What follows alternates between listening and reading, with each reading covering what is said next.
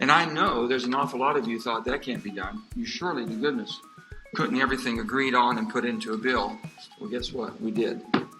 There's the bill. And then, and to make matters even better, we have two, because with every good negotiation, you want to make sure you've covered everything. And we did that. So what we have before you is $908 billion, $748 in our emergency bills we have, and they're going to talk about basically our state and local liability. I want to talk about, first of all, this one. And this is the one we're so concerned, and both of them are very, very important to the American people. To everybody that's watching, first of all, make sure that you understand bipartisanship and compromise is alive and well in Washington. Contrary to what you've been hearing, we've proven that within a 1 month period, taking something that had not been on the table. Talks were stalled completely and taken to fruition to have a bill presented. That basically what it does, it takes care of those who are unemployed.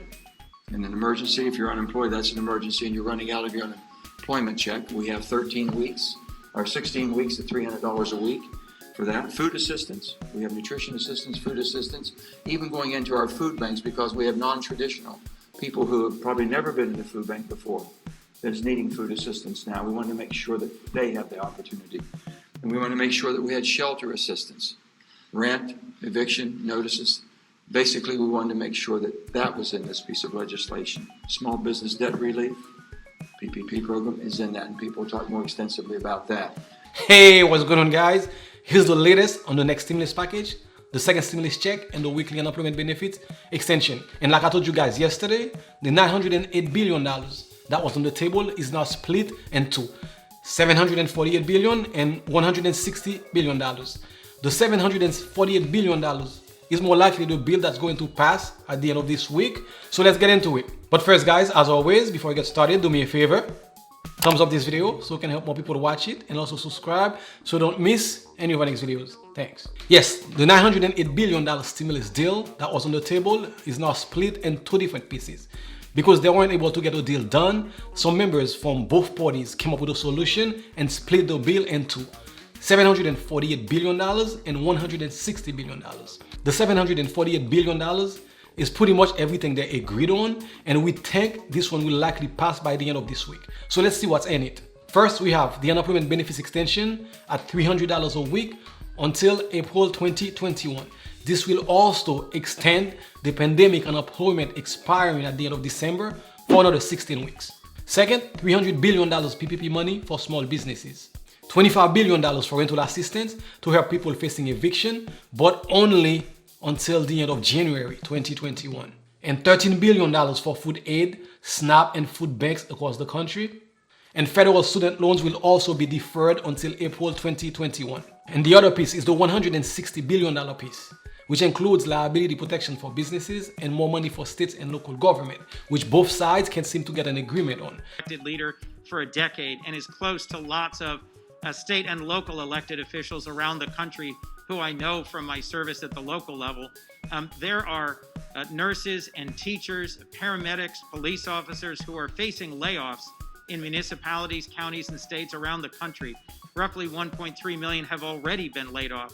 The larger point that I'm going to choose to celebrate, though, is that this group of 8 bipartisan senators and 2 House members worked for weeks and crafted a substantial bipartisan framework for $908 billion in relief for our country.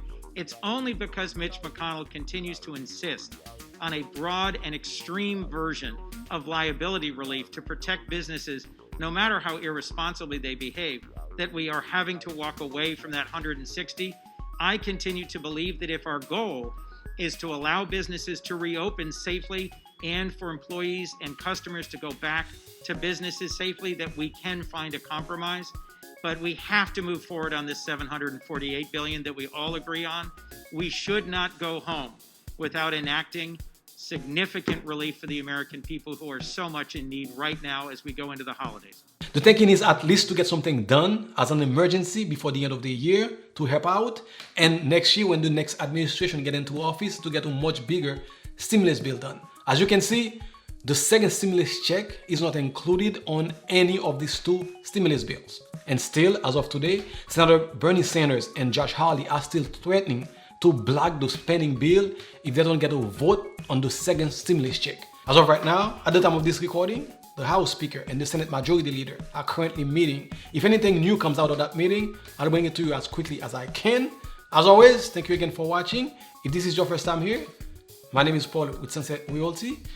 And if you made it this far, I would love to have you as a subscriber. So please subscribe so you don't miss any of our next stimulus videos. I'll see you in the next one. Thanks.